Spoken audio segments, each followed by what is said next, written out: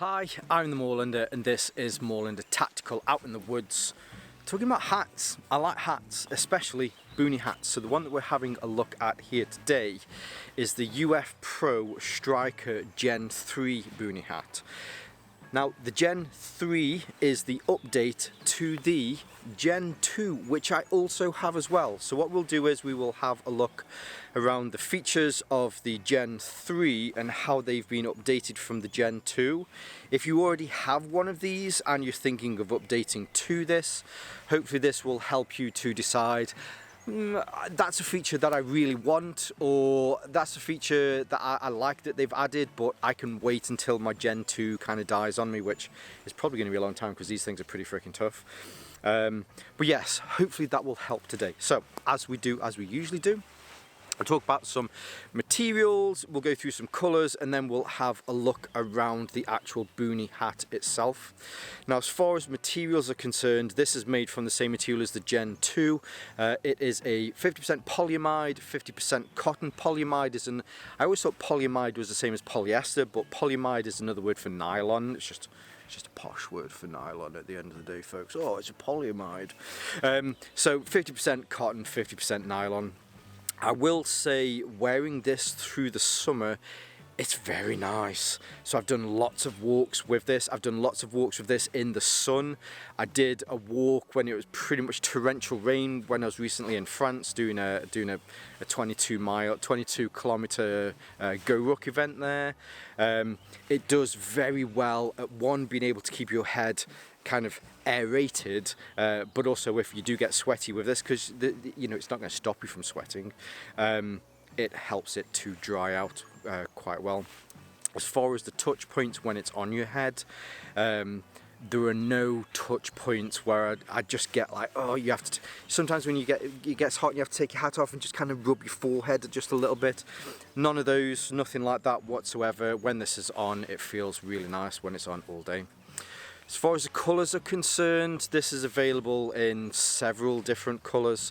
The colour that I have here, they call this their brown green or brown grey. I forget what they call it. I'll put it here. It's not like an OD green. It's got a little bit more brown in there. It's probably closer to something like an RAL 7013 or like a Ranger green that's just kind of off. But I prefer that colour over OD green, but I think they've got it in tan, they've got it in black, they've got it in multicam, and then there's a few different multicam versions. The Gen 2, I'm forgetting my gens at the moment, the Gen 2 that I've got, this is in multicam tropic. I freaking love multicam tropic, but I got seduced by this colour with this one. Going through the features then, so as you will hopefully see, this is more of a short brim Boonie. So rather than being one of the big, larger, kind of wider brim ones, I do prefer hats like this, mainly because I just prefer the way that they are. I find that they fit my head, and I also find that when I'm putting them on, you don't have to adjust them as much because they have a shorter brim on these. I do find with the larger brim Boonies that you're always trying to wrangle it to get it just about right, but I don't have any issues with this. As far as the brim is concerned, it's not perfectly spherical. Hopefully if I hold this like that, you can see it's not perfectly spherical. It's designed perfectly to be more straight down the side, but then curved there at the front, which is similar to the Gen 2. This is probably the best one because I haven't had this on my head for a while. But this is straighter on the sides and then it's curved at the top. One of the big differences that they've made with the Gen 3 is the amount of wire that is in the brim. So with the Gen 2, if I have this the right way around, the wire that's in here is maybe about 6 inches long. So when you have this on and you're getting it just right, you've got this small little bit here so that you can mold this. But what you find is that once it goes past here, these bits kind of flare out again. It worked, however, on the Gen 3 what they've done is instead instead of just being this section here, it comes all the way around pretty much to the point where, so I mentioned this bit's quite straight, so as soon as that straight bit ends and it starts to curl round, that's where the wire is in here. So if I put this on now, the difference between the two, when I first got these I was like, oh, it's only just a little bit more wire, but when it's on and you've got this molded just right, it's brilliant. Those extra few inches make a massive difference. That's what she said. But being able to mold this, you can just get it perfectly. So whether you're out walking for the day, you can make sure that the sun's not in your eyes. If it is that you're using this and you're doing some skirmishing with this and you're making sure that it's not in the line of your sights, yeah, it's very, very good. And with the amount of wire that's in here, to the point where I really do like this. I just don't wear this at all now because of how much this helps. It's not just the front here as well though, so there is also wire in the back if you want to keep this flat, if you want to bend this, depending on how much sun you want on the back of your neck. So both the front and the back have the wire. The Gen 2 also had wire on the front and the back, but it was the same on both ends, it was just a lot smaller with each of these.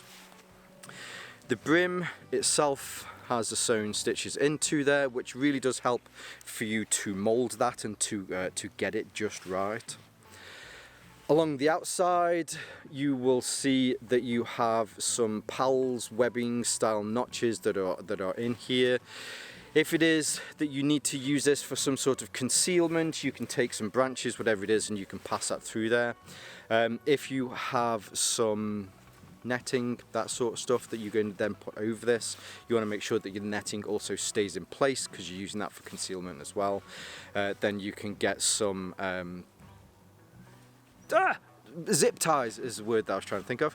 You can pass some zip ties through here, pass some zip ties through your netting to make sure that it all stays in place as well. On the sides, so here and on here as well, there is some hook and loops. If you need to put some insignias onto this, then you can do. Also on the top as well, there is a hook and loop panel on there as well. If it is that you're using, if you're in an area with a lot of midges, if you're in an area with a lot of mosquitoes, then you can get your, you can put your mosquito netting on here. Put it onto it, although it won't stick to this, when you've got it on, if you give it a press down and a bit of a push, it will kind of embed some of those fibres from the hook and loop into it, and it just holds it in place that extra little bit better so that you're not constantly having to adjust it, which I think is a nice little feature as well. It's not designed for that, but it's kind of good that it does it. Like I say, you just have to push it down, give it a bit of a rub so you go like that, and yeah, that'll help. To kind of further the concealment, so you have these loops around here that you can add foliage and stuff to, but then you also have some running across the top here as well. If you're running comms with this, the comms go straight over and they fit perfectly. I haven't had any issues with this just because of how nicely this fits on your head. And then here on the side, this is soft enough so if you need to, you can pull this up so that you can get your cans underneath. One of the ways in which they've updated this specifically for comms is on the Gen 2. If you look where the chin strap comes out, it's just there's just one point on here and it comes through. So like most people, I have mine here at the back, and when this comes down, it just fits roughly behind or to the top of my ear, and then comes down to the back of my neck. But with comms in mind, if you want to do some adjustment, or if that sits a bit weird, if it sits weird against the side of your head and it rubs just a little bit, after a day that's probably going to be a hot point and you might get sore there. So the way in which they've updated this is, if I put this on the inside, hopefully you can see here.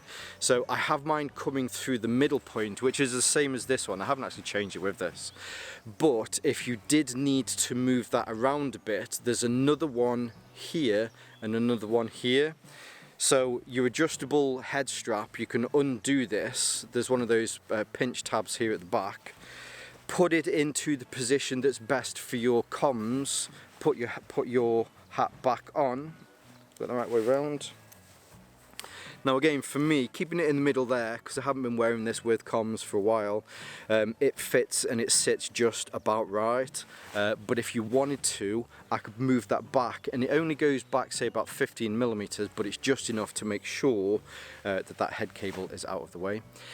If it's the opposite way, maybe, and instead of having the chin strap at the back of your head, and you do still have it at the front here, then what you could do is you could move this to the front position so that it kind of brings it closer down with your chin line or where your sideburns are, and that will move it in front of your comms or in front of your cans.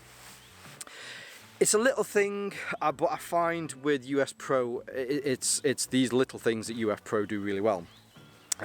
Directly from feedback of people saying, I like it, sometimes this really bugs me when I'm wearing cans. So yeah, it's nice that they've done that. They've also changed, so one of the things that I find with this, as I mentioned before, is it doesn't necessarily stop you from sweating. However, it does allow air to pass through here really well. So on the original, on the Gen 2, it has a similar feature on this. Where's the front? There's the front. So if you can see here, so this is all the same as that polyamide cotton, but here on the front there's a mesh pattern. It's quite a tightly packed mesh, but it is still mesh on here. So what this allowed to happen is air to go into here, and then on the back here there was more mesh, so that hopefully it would go in and then it would travel through the actual hat itself. Now I will add a caveat to this. I haven't had any issues with this myself, but this is a mesh panel that allows light to go through it. So if you are using this to protect your head from the sun, you could potentially have like a little smiley face on the top of your head where the light had passed through it. So one of the ways in which they've updated this is it still works in a similar fashion. On the front here now, you have some mesh here and here, so they're more kind of towards the temple of your head. This still then allows air to go in and pass through, and then here on the back you have some more mesh to allow the air to go out. I never really had an issue with this. I mean, I'm kind of ginger, so you know, I'm not the best in the sun, and I'd never found that I did get burned there, but I mean, it's not that hot or that sunny here in the UK, so didn't have any issues. But having with this on here now should stop any issues with the sun. The way that they've changed this as well is before it was here on the top, whereas here now it's more on the front, so that air should hopefully pass through and then come out the back as well. But one of the ways that they've also added to this is on the inside. So similar to the Gen 2, you have like a little pocket in here that's made from the same mesh material. What that does is it just allows the hat to be lifted ever so slightly. It's not like a top hat, but it just allows it to be lifted ever so slightly away from your skin, which will help with that air to be able to pass through. But with this one, it was just like a single layer of that mesh. Whereas with the Gen 3, you still have that mesh, and there's still a little pocket if you need to put things into here, I guess. But then on the inside, you have this little heat pad. So what the heat pad does is, hopefully if you should be able to see this, but this is a thicker mesh, but it's still very light and still very breathable. You can totally see through it, although you probably can't see me seeing through it. But what this is designed to do is to sit perfectly within this pocket, so that as your head sits, I'm trying to put this back in, you fucker. As your head sits within here, this will act as an extra barrier, one between the top of the hat and your head, so that if this does start to get warm, let's say that you got the black one, which will, you know, soak up a lot of that sun, the temperature from the sun. It will act as a small barrier between you and the top of the hat, but also for that air that's travelling in from the front and moving to the back, it will help some of that to circulate through there to help to keep your head nice and cool. I've been wearing this year, and I wouldn't say that I've completely found the benefit of it yet. It's still only July. We have had some warm days recently, but again, I think because I'm here in the UK and not wandering around the Sahara where it's like 50 degrees, I'm probably not going to get the full benefit from that. But what I will say is, though, that wearing this and having that in there, it's definitely comfier on the top of your head. Now, as you see, if you didn't want that in there, you can completely take it out. Take it out, put it wherever you want it, and you know, you've just got something that's ever so slightly lighter. Now, as far as the weight of these, they don't weigh any more or any less than a normal kind of boonie. And yeah, if you want to, you can even screw this up and it stows away really small if you want to put this into your pocket. You got an empty general purpose pouch, anything like that, this will fit in. You're not going to have any issues whatsoever. Now, I forgot, I didn't mention at the beginning of this, so I have a massive watermelon sized noggin. It's either a 61 or a 66 centimeter head. UF Pro appreciates that people have different size melons, so you can get this from small all the way up to extra large. I'm an extra large, as I mentioned. I've got a 61 centimeter or 60 centimeter head, and this fits me really, really well.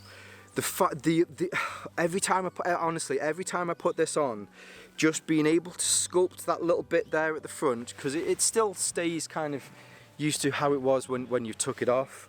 But the difference between the Gen 2 and the Gen 3 with this brim is genuinely night and day. If there is anything that I would say as far as I think some of the differences between the Gen 2 and the Gen 3 are quality of life things. Things like being able to move where the chin strap is, the bit where the air comes in and moves out through the back. Again, I think they're just nice quality of life things, that it's been more an iterative update from Gen 2 to Gen 3. The brim on this, if you were thinking, is there a reason that I need to update from the Gen 2 to the Gen 3, I would 100% say it's all down to this brim. You might be able to, actually I don't think you would, it's stitched so well that I don't think you'd be able to dock to this, but you might know somebody that could do.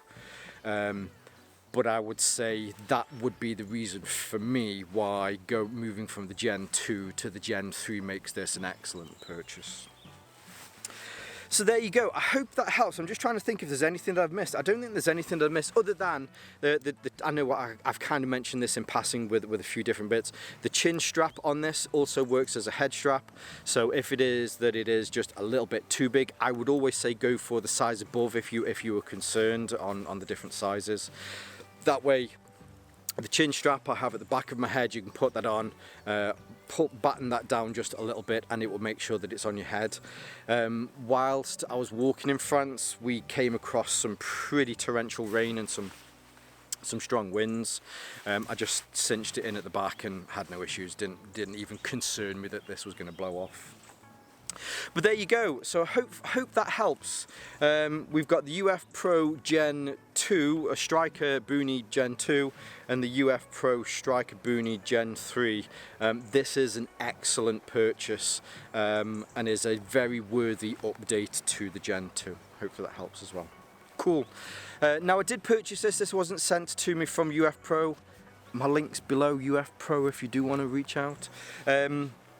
But I'll still leave some links below, so if you want to pick one of these up, you can pick one up directly from UF Pro. I'll leave some of my social media links here as well, so you can see more from me here on Moorlander Tactical. I do have another channel as well, Moorlander EDC, where rather than looking at tactical stuff, we look at more kind of everyday sort of items. And whether you're watching this on YouTube or Rumble, as always, stay safe, stay Moorlander, and stay tactical.